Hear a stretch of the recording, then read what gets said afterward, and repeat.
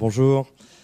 Merci pour votre accueil. Je suis très heureux d'avoir la possibilité d'échanger avec vous aujourd'hui sur un thème de géographie maritime et un thème de géopolitique des espaces maritimes qui sont souvent des sujets qui ont longtemps, très longtemps été des sujets, on va dire, parents pauvres de la géographie du secondaire et encore plus à l'université, même si les choses ont beaucoup évolué ces dernières années. J'y reviendrai en conclusion.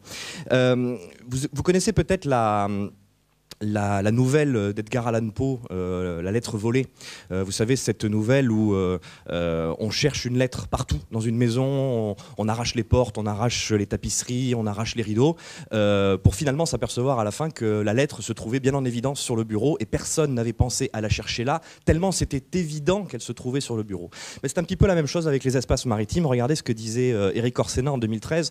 Hein, chacun sait, les évidences sont les vérités les plus difficiles à voir, elles aveuglent trop. Il en est un peu de même pour les espaces maritimes. Pourtant, regardez cette photo, c'est le tout premier selfie de la planète pris en 1972. C'est la toute première photographie intégrale de notre planète qui a été prise par l'équipage d'Apollo 17 au retour de son voyage vers la Lune, dernier voyage vers la Lune. Cette photographie, elle avait beaucoup fait parler à l'époque parce qu'on avait pris confiance en fait que la Terre était bleue.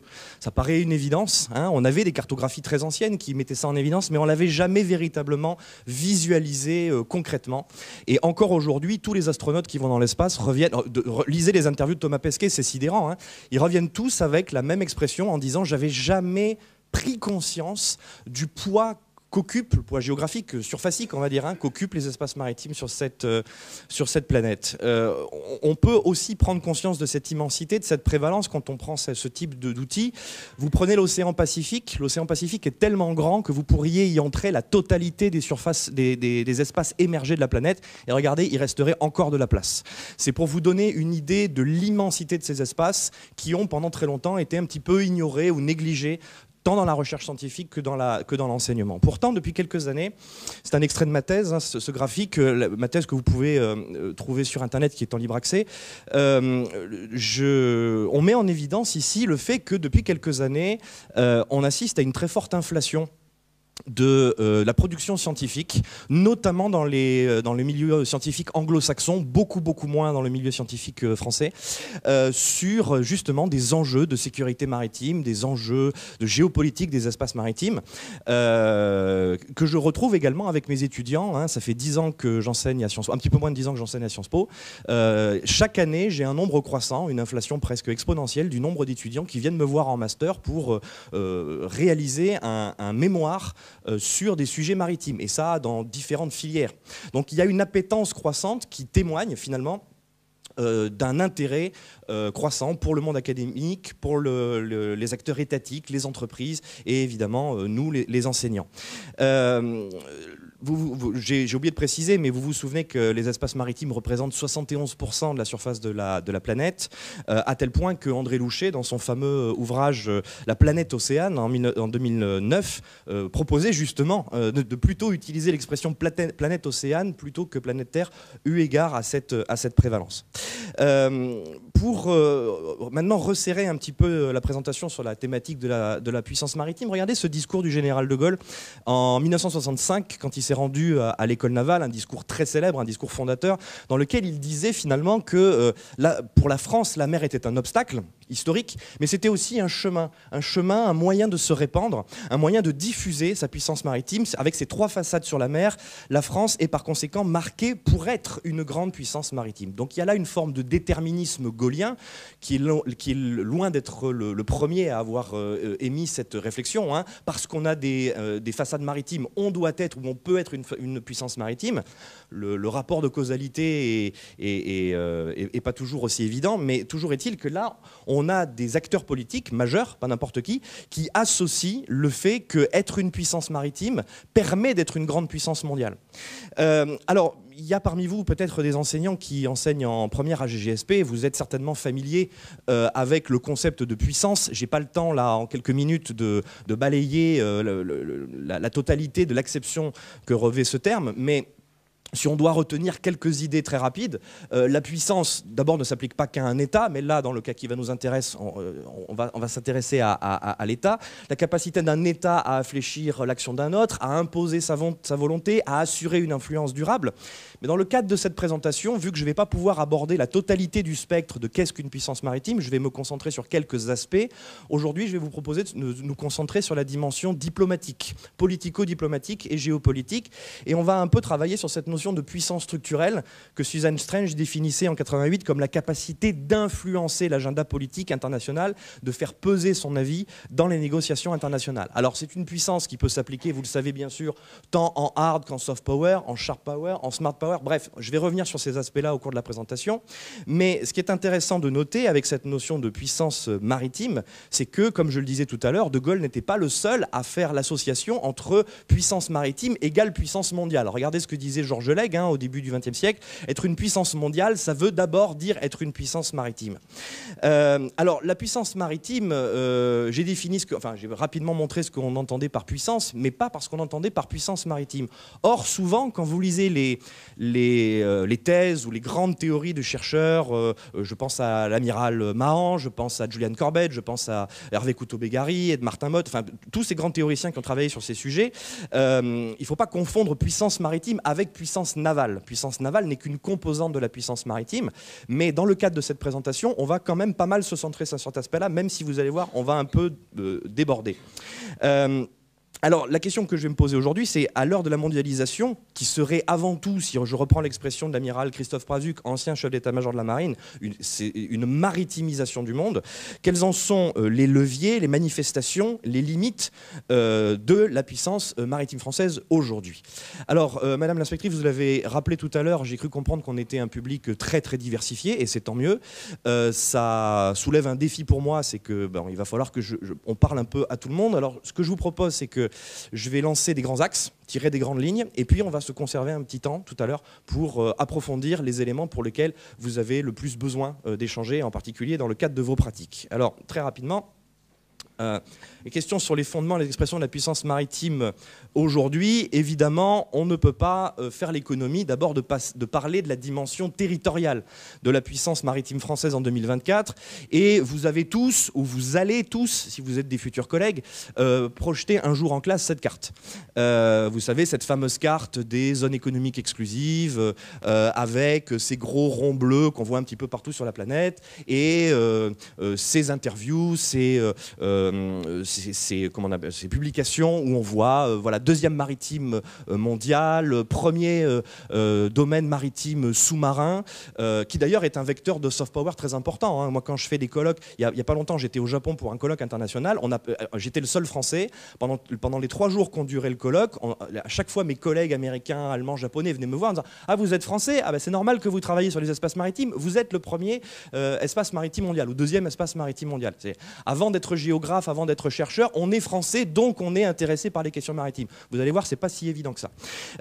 Toujours est-il que cette deuxième zone économique exclusive mondiale représente 11 millions de kilomètres carrés, dont 97% en Outre-mer. Regardez le rapport. C'est quand même... Alors, c'est pas tout à fait à l'échelle, mais on permet, avec ce genre d'illustration, de prendre conscience du poids de nos Outre-mer dans la dimension territoriale de l'assise de la puissance territoriale française, avec 8% du total de la ZE mondiale, qui permet donc à la France d'accéder à des ressources. On reviendra sur cet aspect-là, on le critiquera tout à l'heure. Mais surtout, encore plus intéressant, me semble-t-il, c'est que ça permet d'avoir, pour la France, 23 000 kilomètres de frontières maritimes avec 30 États, ce qui fait de la France l'État qui a le plus de frontières avec d'autres États au monde. C'est quand même intéressant à noter. Mais le problème de ce type de carte, c'est qu'en réalité, il cache beaucoup de sous-questions.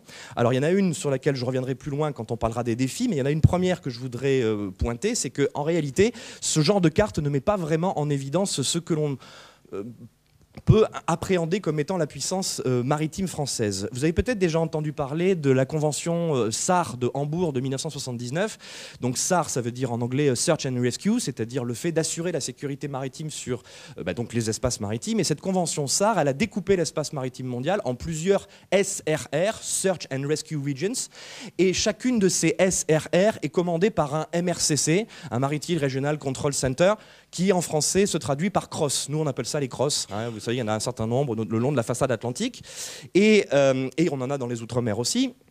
Et en fait, c'est très intéressant parce que en fait, la France a la responsabilité d'un espace maritime sur lequel elle doit garantir ou coordonner les moyens de sécurité maritime qui vont très très très au-delà de sa propre ZE. Voire plus, regardez, on a même dans les Caraïbes une SRR qui comprend les territoires maritimes, eaux territoriales, zones contiguës et ZE d'autres États qui ne sont pas du tout français. C'est très intéressant, ça veut dire que pour Saint-Vincent et les Grenadines, la Dominique, etc., c'est le MRCC français de Fort-de-France qui coordonne, qui pilote les moyens de sauvetage maritime notamment et de protection de l'environnement sur cet immense espace qui va extrêmement loin.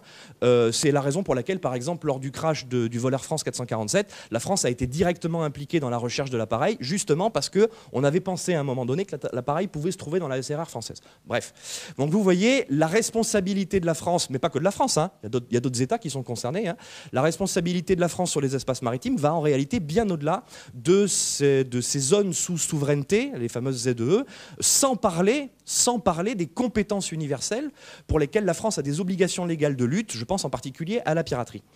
Seulement, ce qui pose problème avec cette notion de puissance maritime, tout de suite, là vous voyez, il y a un sujet qui est soulevé.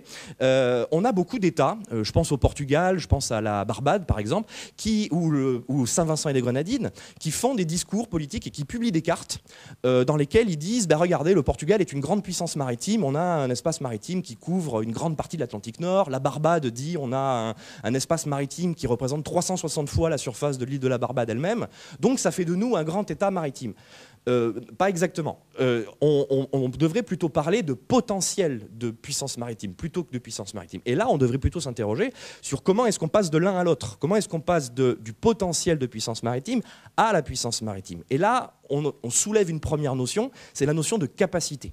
La capacité d'exploiter les ressources qui se trouvent dans ces espaces. Si vous n'avez pas de moyens économiques, d'une assise industrielle, d'une flotte de pêche, vous avez beau avoir un grand espace maritime, ces ressources ne font pas de vous une puissance économique. La capacité de protéger ces ressources au sens environnemental du terme, faire en sorte que quelqu'un d'autre ne vienne pas vous piquer vos poissons. Et puis, troisième point, la capacité à surveiller ces espaces maritimes. S'assurer que quelqu'un ne vienne pas vous faire des misères dans vos propres eaux.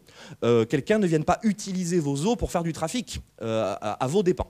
Donc ces capacités, forcément, nous amènent vers le sujet sur lequel je vais me concentrer dans cette présentation, c'est la dimension navale.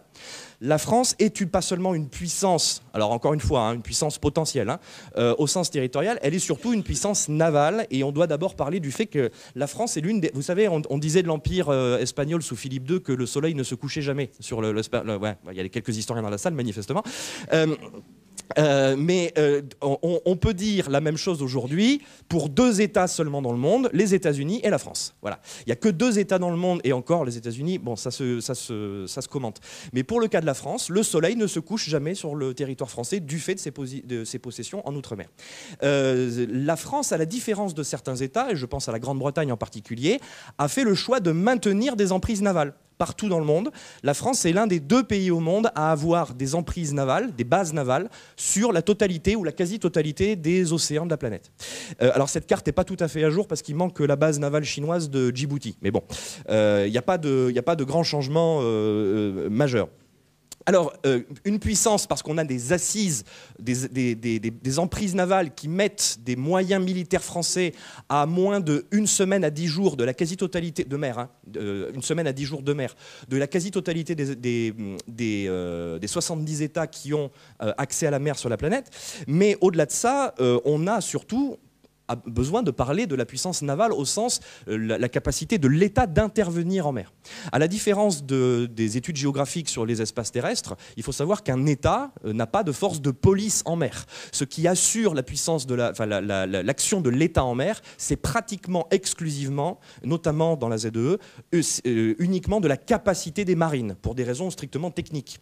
Et alors justement, la France a une particularité, c'est qu'elle est une marine, elle est une des très rares marines au monde, à ma connaissance, il y en a que 2, peut-être 3, qui ont la capacité d'agir en permanence sur la quasi-totalité des espaces maritimes au monde. Au moment où je vous parle, il y a actuellement des bateaux de la Marine nationale qui naviguent sur la totalité des océans de la planète, Arctique compris. On parle souvent, vous savez, des armées françaises au sens large, terre, air, mer, comme une armée bonsaï. C'est-à-dire, c'est joli, mais c'est tout petit. Moi, j'aime pas trop cette expression. Je préfère l'expression échantillonnaire parce que la Marine nationale, certes, a des petits moyens dans plein de petits domaines, mais elle a fait le choix, à la différence de la Grande-Bretagne, par exemple, il y a quelques années, elle a fait le choix de conserver des compétences dans la quasi-totalité du spectre des missions qui incombent à une marine nationale. Dissuasion nucléaire, puissance aéronavale, projection de force, surveillance de l'espace maritime par des moyens aériens, commando, guerre sous-marine, guerre des mines,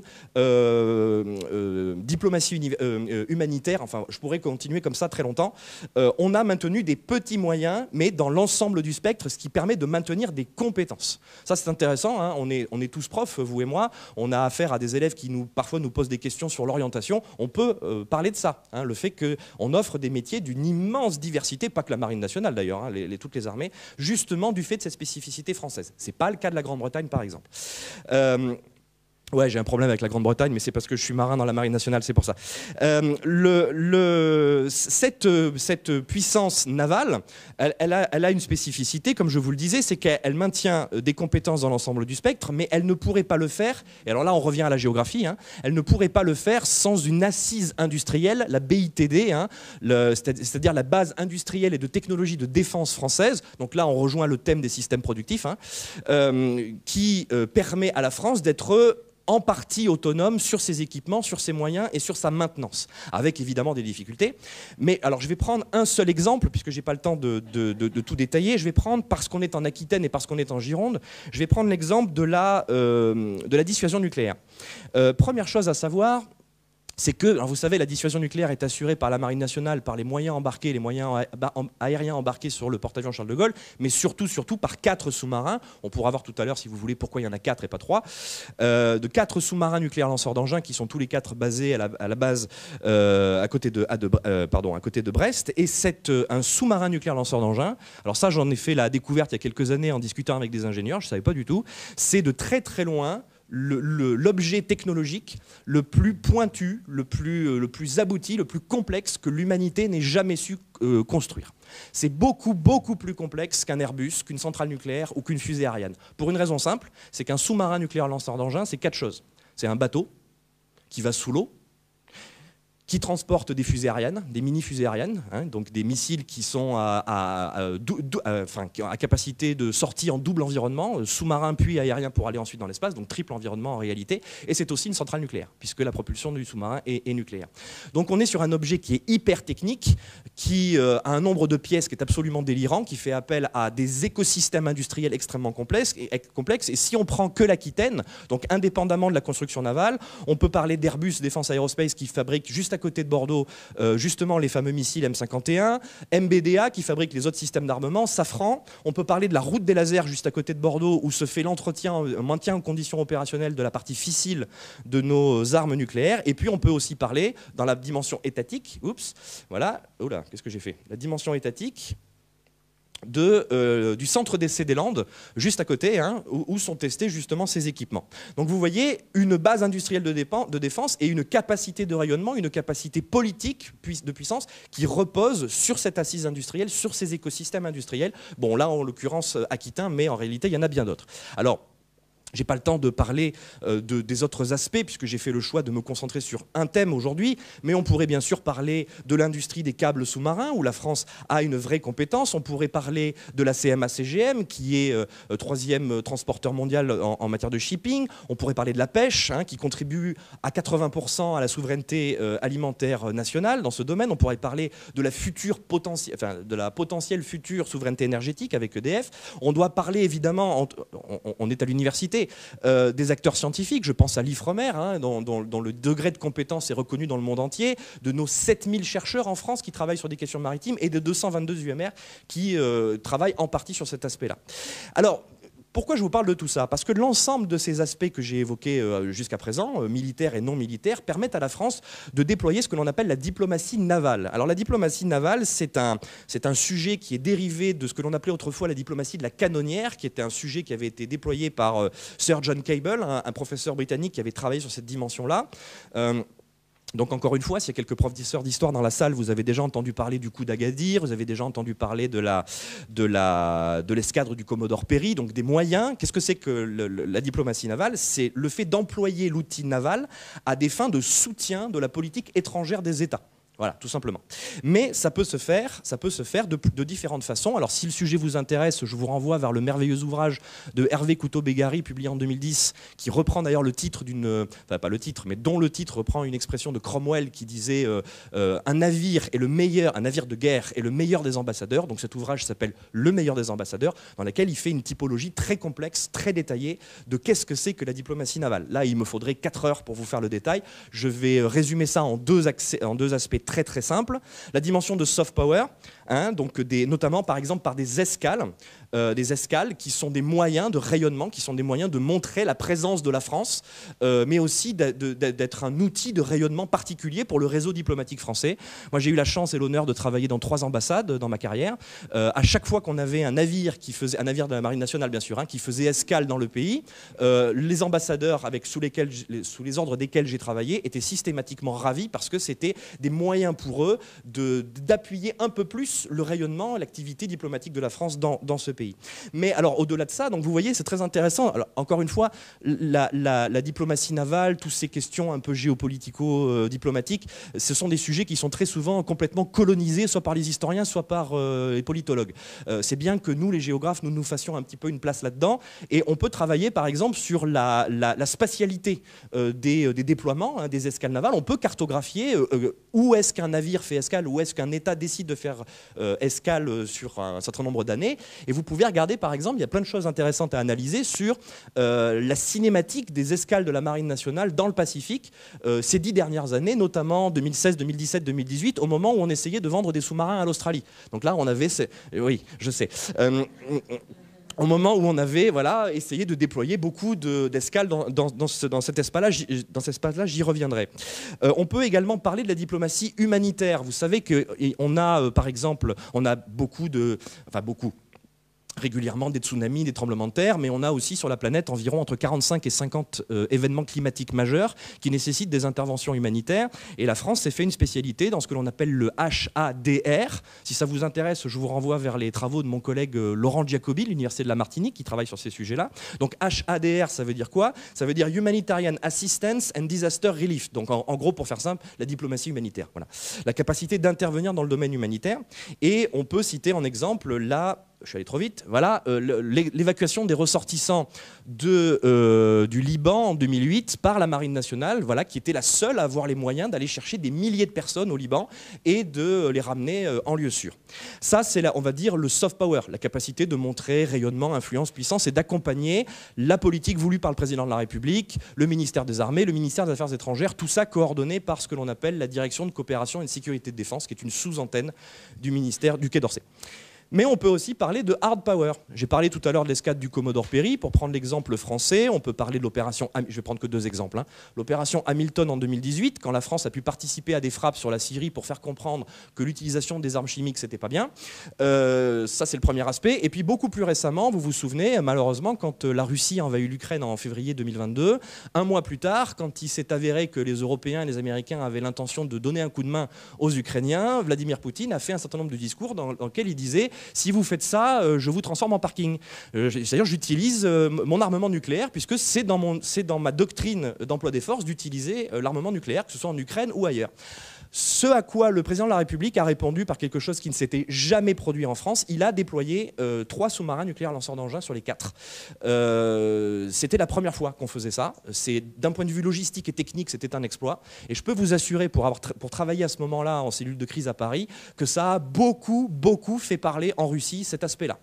Le message a été bien reçu. Hein. En gros, c'était une manière de dire, tu as des armes nucléaires, ben, figure-toi que nous aussi. Voilà, c'est un peu ça l'aspect. Alors, tout ça nous amène à quoi? Tout ça nous amène à la dimension comment est-ce qu'on se sert de tout ça comme levier d'influence? Alors, je l'ai dit tout à l'heure, hein, le fait que la France possède des territoires d'outre-mer lui donne une assise, un balcon vers différents espaces, un peu partout dans le monde, des espaces régionaux, l'Indo-Pacifique, l'océan Indien, les Caraïbes, etc., dans lequel, parce qu'elle est présente territorialement, mais aussi parce qu'elle est active par sa diplomatie, par ses actions militaires, par ses actions de police, etc., elle est systématiquement invitée à prendre part à des mécanismes de coopération régionaux, à s'asseoir à la table de négociation, notamment dans l'océan Pacifique par exemple. Donc ça fait que cette capacité à agir, cette capacité à être crédible, fait qu'elle est invitée à participer à la vie politique de ces espaces. Mais on peut aussi parler à l'échelle mondiale où, vous savez, hein, l'une des grandes institutions internationales qui traite des questions maritimes, c'est l'IMO, hein, l'Organisation maritime internationale basée à Londres. Et la France vient d'être réélue à l'IMO, au Conseil de gouvernance de cette organisation, ce qui en fait, je reviens à la définition de Susan Strange de tout à l'heure, une puissance structurelle. En matière de gouvernance des espaces maritimes, elle a un poids très important, la France, pour peser sur la gouvernance des espaces maritimes, du fait de cette crédibilité-là, justement. Alors, elle l'alimente, hein, cette crédibilité, en organisant encore cette année un sommet des océans, en participant à des accords multinationaux de gouvernance des espaces maritimes, etc. Et ça lui permet aussi de justifier sa place au sein du Conseil de sécurité des Nations Unies. Hein, cette capacité à agir pour la sécurité des océans, c'est une justification. Seulement, regardez cette phrase du prince de Joinville en 1853 qui disait « En marine, rien ne s'improvise, pas plus les bâtiments que les hommes. Pour avoir une marine, il faut la vouloir beaucoup et surtout, il faut la vouloir longtemps. » On applique ça à la puissance maritime et ça marche pareil. C'est-à-dire que pour avoir une politique maritime, il faut la vouloir beaucoup, il faut la vouloir longtemps. Donc ça fait vraiment appel à la notion de durabilité, de l'engagement de nos politiques sur cet aspect-là. Et c'est là que, justement, on soulève quelques limites. Je vais aller très vite hein, pour pas trop déborder. Très rapidement, je reviens sur la carte de tout à l'heure, la carte des fameuses ZEE. Vous savez, comme je le disais, on a tous projeté cette carte. On a tous un peu fait comme faisaient les instituteurs de la Troisième République quand ils projetaient les cartes de l'Empire colonial et qui se servaient de ces cartes pour dire « Regardez, la France est une grande puissance mondiale ». Le problème de ces cartes des ZEE, c'est qu'en fait, elles ne veulent pas le dire grand-chose. Le droit maritime international, le droit de la mer international, pardon, acte un fait. Alors certes, il acte une assise territoriale, mais il acte surtout le fait, c'est ce que je dis dans mes publications scientifiques, que le gradient de souveraineté des États est inversement proportionnel à la distance de la côte. Donc je le refais, le gradient de, le gradient de souveraineté des États est inversement proportionnel à la distance de la côte. En gros, en français, vous ne me l'appliquez pas celle-là, hein, j'ai le copyright. Hein. C'est-à-dire que si vous le prenez de manière plus claire, ça veut dire que plus on s'éloigne de la côte, moins un État a des capacités souveraines d'agir, pas des capacités matérielles, hein, des capacités juridiques. Techniquement, au-delà des 24 000 nautiques, en fait, on ne peut pas faire grand-chose en réalité dans la zone économique exclusive. On ne peut pas empêcher les trafics de drogue, enfin, on ne peut pas contrôler des navires comme ça, comme on veut, pour empêcher du trafic de drogue, par exemple, parce que ce n'est pas une compétence universelle des États. Il faut l'accord de l'État du pavillon. Et ça, c'est pas gagné, surtout quand l'État du pavillon, c'est le Panama ou le Sierra Leone. On ne peut pas non plus empêcher des déploiements de navires, de moyens navals d'un antagoniste. Récemment, la Russie a conduit un très gros exercice militaire dans notre ZEE et dans la ZEE irlandaise. On ne peut rien faire. C'est le droit maritime, le droit de la mer qui veut ça. L'année dernière, la Chine a balancé des missiles autour de Taïwan qui sont tombés dans la zone économique exclusive taïwanaise. On est dans de la diplomatie navale là. Hein. Je tape pas dans tes eaux territoriales, je tape juste à côté. C'est un peu ta souveraineté, mais pas complètement. Techniquement, c'est comme au rugby, il n'y a pas faute. Voilà. Mais c'est problématique. On s'envoie des messages sur cet aspect-là. Deuxième aspect limitant, les capacités budgétaires et techniques. avec cette question de la gouvernance de l'immensité. Le problème de la sécurité maritime, c'est que c'est un concept, une notion qui embrasse un immense nombre une immense diversité d'aspects, hein, la sûreté, l'économie, les conflits interétatiques, les actes terroristes, le changement climatique, les trafics. Tout ça, ce sont des missions que doivent appréhender les États, notamment par l'intermédiaire de leur marine, mais aussi d'autres administrations en charge de la gouvernance des espaces maritimes. Si le sujet vous intéresse, j'ai publié un tout petit papier dans Géoconfluence, c'est facile d'accès, hein. Justement sur cet aspect-là, vous aurez plus de détails. Mais là où je veux en venir aujourd'hui, c'est que justement, la France doit être confrontée, parce qu'elle a la responsabilité d'un immense espace maritime, elle est confrontée à cette multiplicité des risques et des menaces étatiques et transnationaux sur ces espaces. Ça interroge la question de la réalité de la présence navale. J'ai dit tout à l'heure qu'on était une puissance importante dans le Pacifique. Pour vous donner une idée, on a 3 frégates dans le Pacifique, et après des petits patrouilleurs. 3 frégates dans le Pacifique pour couvrir la surface que vous avez vue tout à l'heure. C'est pas grand-chose, hein. Si on fait un rapport technique rapide, c'est comme si je vous disais on a 2 voitures de police pour sécuriser l'Île-de-France. C'est un peu juste. Voilà. On peut aussi questionner tout simplement le mirage de la puissance, hein, le déclassement du pavillon français, la fragilité des acteurs portuaires, la dispersion scientifique. J'ai parlé de l'Ifremer tout à l'heure, c'est formidable. 7000 universitaires qui travaillent sur ces sujets, c'est formidable, mais ils ne travaillent pas ensemble. Ça pose un problème. Et puis la difficulté de l'insertion économique régionale des outre-mer français. Et puis enfin, pour terminer, aussi le défi à venir du rééquilibrage des puissances et de la mutation de ce qu'on appelle le naval warfare, c'est-à-dire de l'art de guerre navale, avec évidemment la concurrence internationale. Pourquoi elle a sauté ma... Bon, c'est pas grave.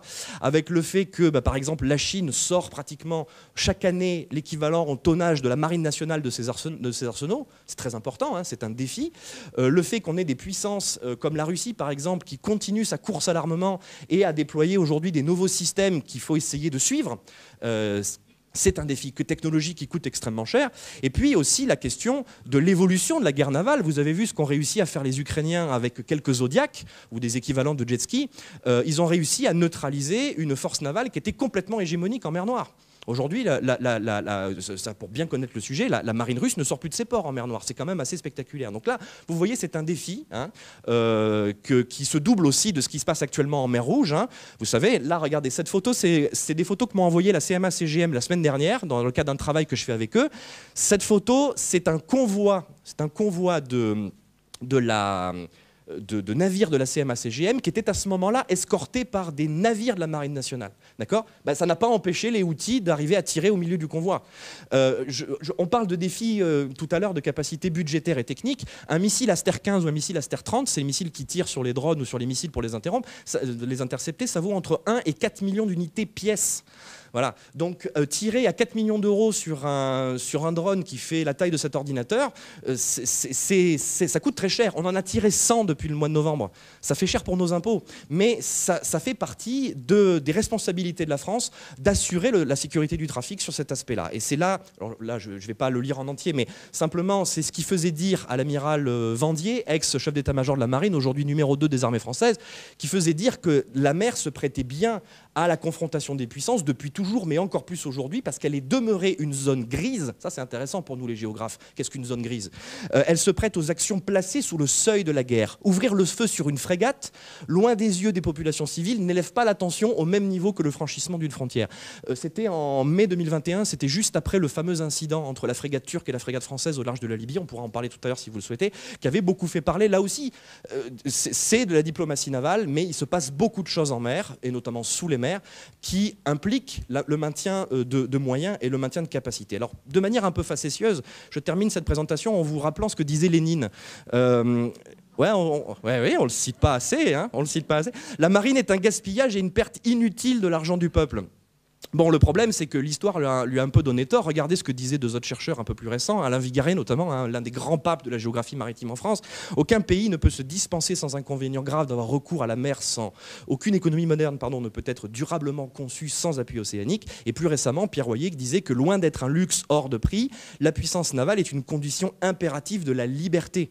J'ai pas parlé de souveraineté tout à l'heure, mais on rejoint cet aspect-là, hein. La liberté de commercer, d'agir pour protéger ses intérêts, de résister au chantage sur l'accès des ressources. Et on est en pleine actualité. Alors, ça, forcément, la notion de puissance maritime, on voit qu'elle est étroitement associée à la notion d'autonomie, à la notion de souveraineté, mais surtout à la notion de crédibilité capacitaire.